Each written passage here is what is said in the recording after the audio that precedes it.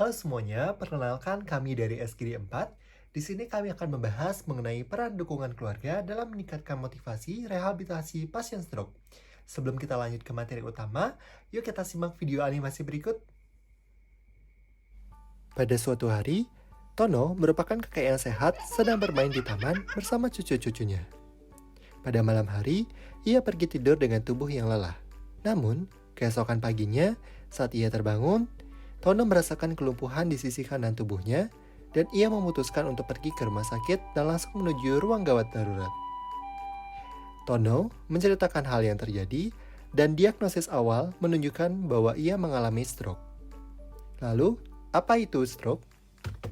Menurut WHO, stroke adalah gangguan fungsi otak yang terjadi secara mendadak akibat gangguan pendarahan dari otak dengan gejala klinis vokal atau global yang berlangsung kurang dari 24 jam atau menyebabkan kematian. Perbedaan dari stroke iskemik dan hemoragik adalah stroke iskemik terjadi akibat sumbatan pembuluh darah otak yang menyebabkan aliran darah dari otak berhenti serta jaringan otak akan kekurangan oksigen. Stroke hemoragik adalah stroke yang terjadi akibat pecahan pembuluh darah otak yang kemudian akan menyebabkan pendarahan serta tekanan dan kerusakan pada jaringan otak. Stroke terjadi ketika aliran darah ke otak kita mengalami gangguan, baik karena sumbatan maupun karena pecahnya pembuluh darah. Hal ini menyebabkan sel-sel di otak kita mengalami kerusakan hanya dalam hitungan menit.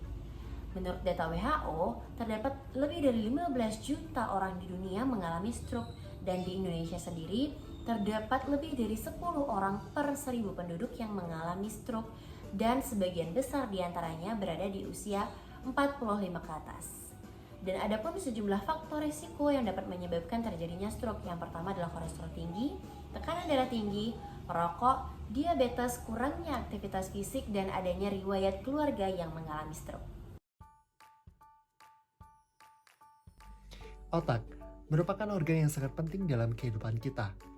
Meskipun beratnya hanya 2% dari tubuh kita, otak setidaknya memerlukan 20% dari aliran darah. Aliran darah ke otak disuplai oleh dua jalur utama, yaitu arteri karotis dan juga arteri vertebralis. Dalam kondisi normal, arteri ini memastikan seluruh bagian otak mendapatkan oksigen dan juga glukosa yang cukup. Stroke iskemik berlangsung secara tiba-tiba dan terjadi akibat adanya sumbatan dari pembuluh darah yang menuju otak. Sumbatan ini bisa terjadi akibat adanya penumpukan lemak pada dinding pembuluh darah ataupun adanya gumpalan darah yang menyumbat pembuluh darah. Ketika adanya sumbatan, aliran darah menuju ke jaringan spesifik itu akan terhambat sehingga menyebabkan terjadinya iskemia bahkan kematian jaringan. Jaringan yang mengalami iskemia itu disebut dengan inti iskemik dan biasanya itu tidak bisa diselamatkan dalam penanganan stroke. Sementara jaringan di sekitarnya itu disebut jaringan penumbra masih bisa diselamatkan asalkan penanganannya masih dalam waktu golden hour. Stroke hemoragik terjadi akibat pecahnya pembuluh darah pada otak. Pecahnya pembuluh darah ini menyebabkan darah keluar dan menumpuk di jaringan otak sehingga mengganggu fungsinya. Darah berkumpul di jaringan otak ini dapat membentuk suatu kondisi yang disebut dengan hematoma. Hematoma biasanya akan besar dalam waktu 3-12 jam. Hematoma ini akan menekan jaringan otak dan mengganggu fungsi otak. Stroke hemoragik dapat dibagi lagi menjadi dua. Yang pertama adalah intracellular hemorrhage atau ICH, yaitu terjadi perdarahan dalam parenkim otak. ICH atau intracellular hemorrhage terjadi ketika arteri di dalam jaringan otak pecah yang biasanya terjadi akibat hipertensi kronis. Perdarahan ini membentuk hematoma yang akan menekan jaringan, mengganggu fungsi otak, dan juga meningkatkan tekanan intrakranial. Akibatnya, aliran darah dan suplai oksigen ke otak terganggu yang bisa menyebabkan kerusakan atau kematian jaringan otak.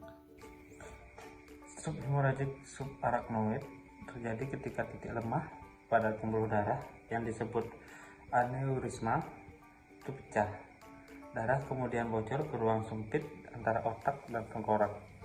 Pendarahan yang terjadi dengan tekanan tinggi dapat menyebabkan kerusakan yang serius pada jaringan otak. Penanganan segera sangat penting untuk meminimalkan cedera dan kematian sel otak. Dalam kasus stroke hemoragik, operasi darurat mungkin diperlukan untuk memperbaiki arteri yang rusak atau mengurangi tekanan pada otak.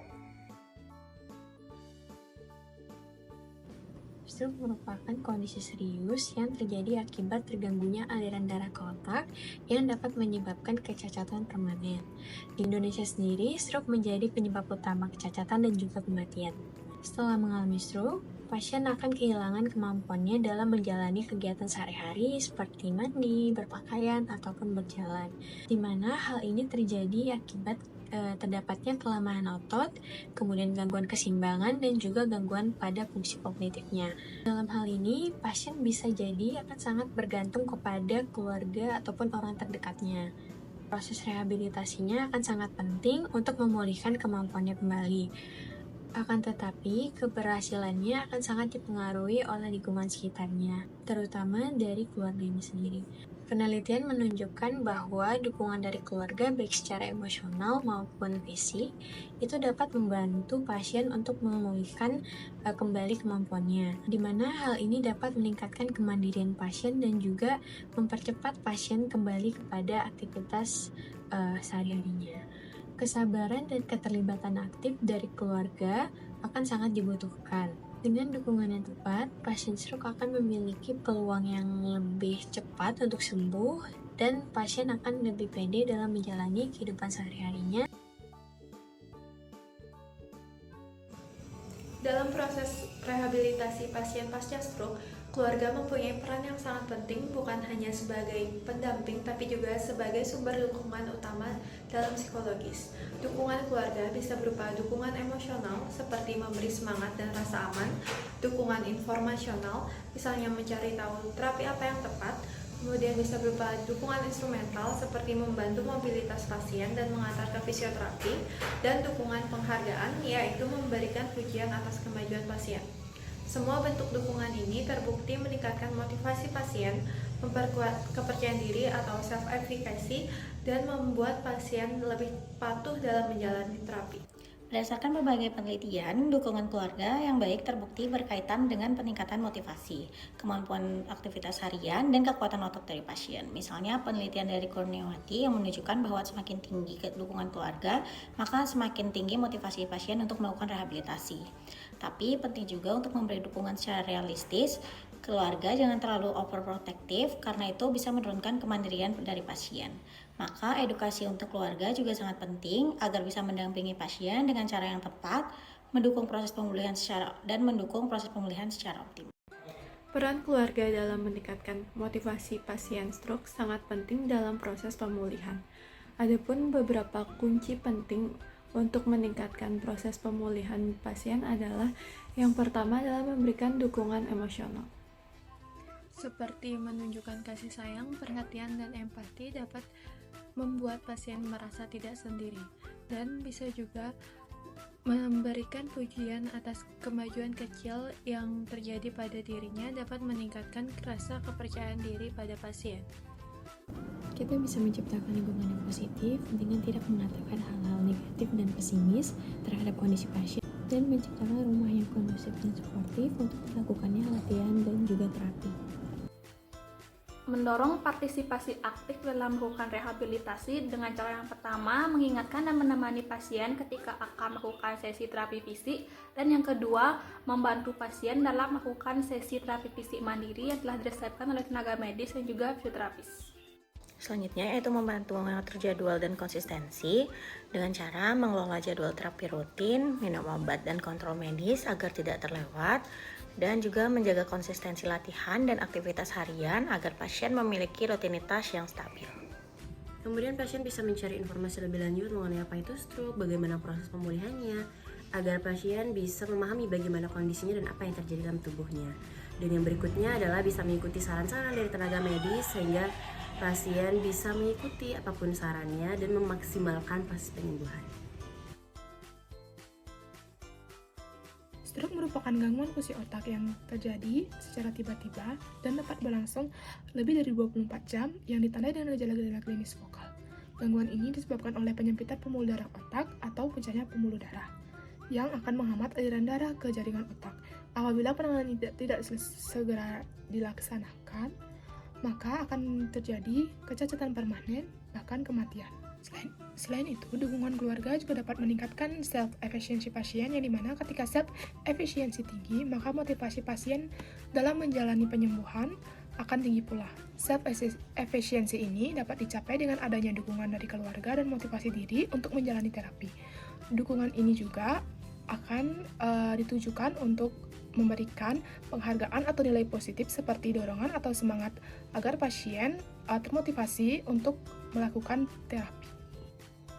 Maka dari itu, intervensi berbasis keluarga direkomendasikan sebagai komponen integral rehabilitasi pasca stroke karena tidak hanya memfasilitasi pemulihan fisik, tetapi juga memberikan dukungan psikososial yang menciptakan lingkungan kondusif bagi pencapaian kemandirian optimal, dan keterlibatan keluarga juga dapat menjadi salah satu penyebab utama pasien akan semangat untuk menjalani terapi. Namun, penting untuk memperhatikan kompleksitas peran keluarga dalam rehabilitasi. Paradoks muncul ketika anggota keluarga cenderung mengharapkan pasien untuk melakukan lebih sedikit tugas setelah stroke. 3 tugas yang paling sering tidak diharapkan untuk dilakukan oleh pasien stroke. Yang pertama, naik turun tangga, mandi, dan ambulasi. Pada kedua kelompok usia muda dan tua, temuan ini dapat menunjukkan adanya pola perlindungan berlebihan dari keluarga yang dapat mengurangi kemandirian dari pasien. Perilaku pasien stroke dalam rehabilitasi dipengaruhi oleh evaluasi positif atau negatif dari anggota keluarga yang dapat menyebabkan perlindungan berlebihan dan pengurangan kemandirian dari pasien. Oleh karena itu, edukasi dan konseling keluarga perlu diberikan untuk menciptakan keseimbangan antara dukungan yang memotivasi dengan ekspektasi yang realistis terhadap kemandirian pasien, terutama dalam pelaksanaan aktivitas hidup sehari-hari. Dukungan keluarga berperan sebagai support system utama yang mencakup aspek emosional, instrumental, informasional, dan penghargaan untuk meningkatkan motivasi pasien untuk mencapai kemandirian. Dukungan dari orang terdekat sangat krusial mengingat durasi pengobatan yang panjang dan kondisi yang sulit dikendalikan. Pasien stroke membutuhkan dukungan emosional dan penghargaan yang cukup agar tetap merasa dicintai dan antusias menjalani pengobatan, sehingga lebih bersemangat mencapai tingkat penyembuhan dan fungsi anggota tubuh sebelumnya. Proses perawatan pasca stroke merupakan perjalanan yang panjang yang memerlukan kesabaran dan ketenangan dari pasien maupun keluarga. Namun, terkadang pasien enggan untuk menjalani rehabilitasi yang kemungkinan besar dipengaruhi oleh rendahnya dukungan dari keluarga atau kurangnya motivasi diri. Motivasi merupakan dorongan internal yang tujuan dan perilaku. Motivasi merupakan dorongan internal yang meliputi hasrat, keinginan, serta energi untuk melakukan sesuatu.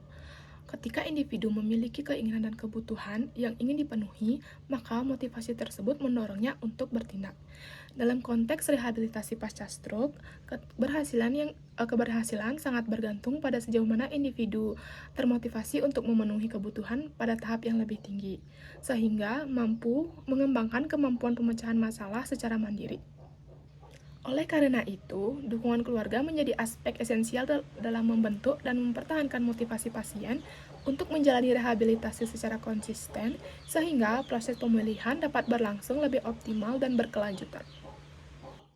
Literatur review oleh Susetio juga menegaskan bahwa dukungan keluarga berperan sangat penting dalam rehabilitasi pasien stroke, di mana akan memotivasi pasien untuk semangat menjalankan rehabilitasi, untuk mengikuti latihan rehabilitasi dalam mendorong dan memotivasi pasien untuk mencapai peningkatan pemulihan.